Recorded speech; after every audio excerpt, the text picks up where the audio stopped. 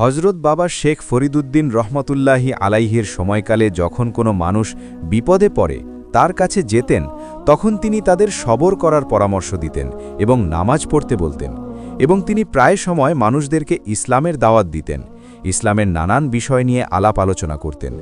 একদিন তিনি একটি গাছের ছায়ায় বসে তার ভক্তদের সাথে গুরুত্বপূর্ণ কথায় ব্যস্ত ছিলেন। এমন সময় সেখান দিয়ে এক অমুসলিম দুধওয়ালা নারী মাথায় কলসি নিয়ে চিন্তিত অবস্থায় যাচ্ছিলেন। হজরত শেখ ফরিদুদ্দিন আল্লাহর ওলি, তাই তিনি সেই মহিলাটিকে দেখেই বুঝতে পেরেছেন যে মহিলাটি দুশ্চিন্তাগ্রস্ত। তাই তিনি মহিলাটিকে ডাক দিলেন। হজরতের ডাকে মহিলাটি ওনার কাছে আসলো। তখন শেখ ফরিদুদ্দিন মহিলাটিকে জিজ্ঞেস করলেন, মা, তোমাকে তো চিন্তিত লাগছে কেন? কি হয়েছে তোমার? তখন মহিলাটি তার বিষয়ে আল্লাহর ওলিকে সব কিছু খুলে বললেন। মহিলাটি বললেন, হুজুর, আগে আমরা অনেক ধনী ছিলাম, আমাদের অনেক গৃহপালিত পশু ছিল, কিন্তু আমার স্বামীর মৃত্যুর পর একের পর এক সবগুলো পশু মারা যায়। এখন আমার কাছে একটিমাত্র জন্তুই অবশিষ্ট রয়েছে। এর দুধ বিক্রি করে আমি আমার বাচ্চাদের খাবার জোগাড় করি। এছাড়াও একটি কথা তিনি আল্লাহর ওলিকে বলতেছিলেন, কিন্তু বলার আগে তিনি এদিক সেদিক তাকিয়ে দেখছিলেন। তখন হজরত সেই মহিলার সমস্যাগুলো বুঝতে পারছিল, কারণ আল্লাহর ওলিরা মানুষের মনের খবর জানতে পারেন। এগুলো বুঝতে পেরে হজরত মহিলাকে বললেন, হে মা, তুমি কি ভাবছ?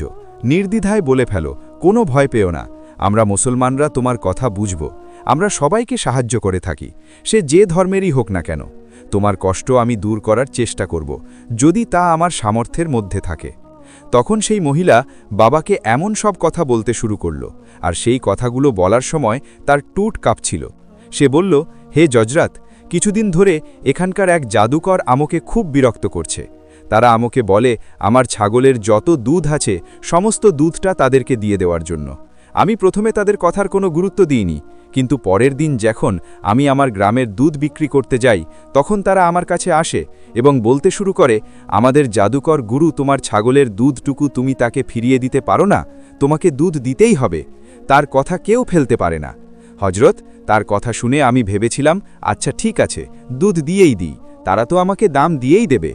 অতঃপর তাদেরকে দুধ দেওয়ার পর যখন দুধের দাম চাইলাম তখন তারা আমাকে বলতে লাগলো, আমরা যে জিনিস একবার নেই তার কোনো দাম দিতে হয় না, তুমি এখান থেকে 1 টাকাও পাবে না।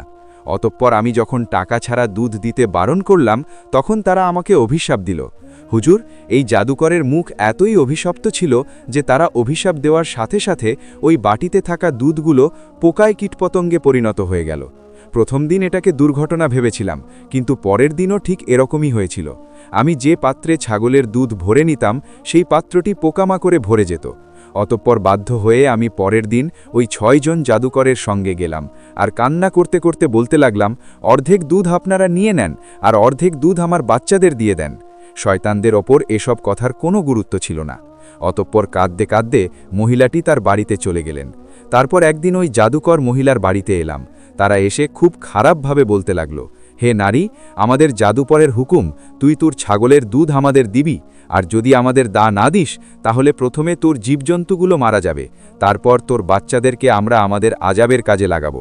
যে বাচ্চাদের জন্য মানুষেরা ধরে যায়, যে বাচ্চাদের জন্য এত কিছু, সেই বাচ্চারাই যদি না থাকে তাহলে কি করবি?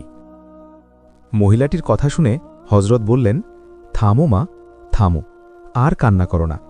তোমার এই দুঃখের দিন খবর তাড়াতাড়ি ঠিক হতে চলেছে। এটা শুনে মহিলাটি বলতে লাগল, হজরত, আমার দুঃখের কথা বাদ দেন, আমার তো চলে যাবে, কিন্তু আপনার খুব সহজ সরল মানুষ মনে হচ্ছে। আপনাদের দেখে আমি এদিকে চলে আসলাম আপনাদের সতর্ক করতে। ওই শয়তানদের নজররা আবার না জানি কখন আপনাদের ওপর পড়ে যায়, না জানি কখন আপনারা তাদের অত্যাচারের শিকার হন। মহিলাটির সাদা মনের এই কথা শুনে হজরত খুশি হলেন। সে মহিলাটির মঞ্চের পরিষ্কার। মহিলাটি তাদেরকে সাহায্য করার জন্য সেই শয়তানগুলোর কথা আগে জানিয়ে দিতে এসেছিল। হজরত মহিলাটির এই আচরণে অনেক খুশি হয়েছিল। অতঃপর এক পর্যায়ে খুশি হয়ে হজরত বললেন, মা, তুমি খুব পরিষ্কার মনের মানুষ, আমরা ফকির মানুষ, তোমার এই সাহায্যের কথা মনে থাকবে, তুমি চলে যাও। আমরা মুসলমানরা বিশ্বাস করি আল্লাহ তাআলা যতক্ষণ না পর্যন্ত কাউকে বিপদগ্রস্ত করছেন ততক্ষণ পর্যন্ত এই পৃথিবীর কেউ তাকে বিপদে ফেলতে পারবে না। যদি তুমি ওই জাদুকরের ভয়কে বাদ দিয়ে আল্লাহর ভয়কে নিজের মনে গ্রহণ করে নাও তাহলে তুমি নিজেও সহি সালামতে থাকবে। তুমি কখনো তাদেরকে ভয় পাবে না। তোমার প্রাণীগুলো এবং তোমার বাচ্চাগুলো বেঁচে যাবে। তারপর মহিলাটি বলল, হুজুর, আপনি আমাদের ক্ষুধার কথা বলছেন তাই না? আমি তাকে প্রতিদিনই মনে করি, কিন্তু কোথায়? আমার দুঃখ তো কোনোভাবে কমছে না। তারপর বাবা ফরিদ বললেন, তুমি তো সেই খোদার কথা বলছ যে খোদাকে তোমরা পূজা করো। তোমাদের সেই সামান্য একটা পাথর, সেই খোদা তো নড়াচড়া করতে পারে না, তোমাদের কি সাহায্য করবে? আর আমি যে খোদার কথা বলছি সে এক ও অদ্বিতীয়, তার কোনো শরিক নেই, কেউ কখনো তার সিদ্ধান্ত পরিবর্তন করতে পারে না। তুমি যদি হে আল্লাহকে বিশ্বাস করতে পারো তাহলে তুমি সহি সালামতে থাকবে। শয়তানের শক্তি কিছুদিনের জন্য, আর রহমানের শক্তি সারা জীবনের জন্য। হজরত যখন কথা বলছিলেন এমন সময় দেখল জাদুকরের ওই 6 জন শিষ্য তাদের দিকে আসছে। এটা দেখে মহিলাটি হজরত ও বাবা ফরিদকে বলল, দেখুন বাবা, দেখুন, তারা এদিকেই আসছে, ওরে তো আমাকেই ধরবে। তখন বাবা ফরিদ বললেন, তুমি ভয় পেও না, তুমি তো আমার মেহমান, তোমার ভয় পাওয়ার কোনো কারণ নেই, আমি ওদেরকে সঠিক জবাব দিয়ে দেব। এমন সময় জাদুকরের 6 জন শিষ্য এসে আজব আজব কথা বলতে শুরু করল, আর মহিলাটিকে বলতে লাগল, তুই এখানে বসে আছিস আর আমাদের গরু সেখানে দুধের জন্য অপেক্ষা করছে, আজকে তোর রক্ষা নেই। এই কথাগুলো শুনে হজরত বাবা ফরিদ বললেন, তোমরা থামো, এই মহিলাকে আমি আটকে রেখেছিলাম, এখানে যেহেতু তোমরাও আসছ তাই তোমরাও বসো। এই কথাগুলো শুনে 6 জন শিষ্যের মনে হতে লাগল যে তাদের পা যেন মাটিতে ঢুকে গিয়েছে, কেউ যেন তাদের পা শিকল দিয়ে বেঁধে রেখেছে। তারা বাবার চেহারার দিকে অবাক হয়ে তাকিয়ে থাকল। তারা বাবা ফরিদের কাছে এমনভাবে আটকে গিয়েছিল যে তাদের আর কোনো কিছু মনে ছিল না। তাদের শুধু এতটুকুই মনে হয়েছিল বাবা তাদের সামনে বসা, সেই হলো তাদের গরু। এসব ভাবতে ভাবতে সবাই চুপ হয়ে গেল। অতঃপর তারা হজরতের সাথে আদবের সাথে মাথা নত করে বসে থাকল। তাদের দুনিয়ায় পরিবর্তন এসে গেল। অন্যদিকে ওই শয়তান জাদুকর মনে মনে ভাবছে, কোথায় গেল আমার শিষ্যরা? ওই কখন গিয়েছে, এখনও কেন আসছে না? অতঃপর সে দূর থেকে ওই শিষ্যদের ওপর জাদু করার চেষ্টা করছিল, কিন্তু তার জাদু কোনোভাবেই কাজ করছিল না। তারপর তিনি আরও একটি জাদুকরের দলকে পাঠাল।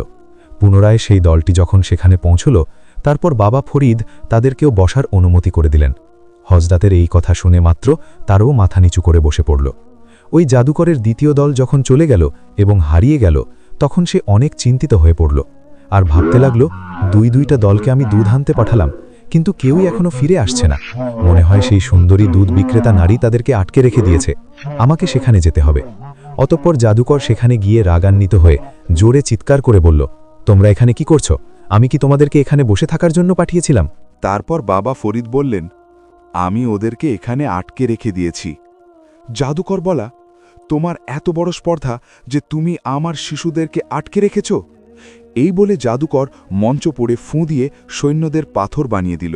অতপর সেই জাদুকর বাবা ফরিদকে বলতে লাগল, আমি এগুলোর ওপর এত আমল করেছি যে আমার চেয়ে বড় জাদুকর এখানে নেই। আমি যখন চাই, যেভাবে চাই, মানুষদেরকে কীট পতঙ্গে পরিণত করে দিতে পারি। এই বলে মন্ত্রের পর মন্ত্র বলে তার সৈন্যদের ওপর ফুঁ দিতে লাগল।